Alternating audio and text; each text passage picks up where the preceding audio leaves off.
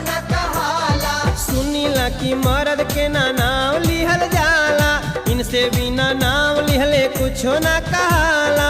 नाम लेके कहेली कि चाय दो जरा सा,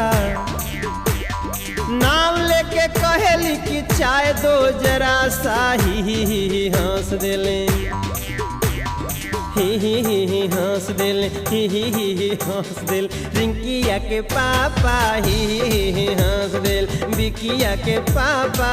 ही हंस देले पिंकिया के पापा ही हंस देले। पिंकिया के पापा ही हंस देले।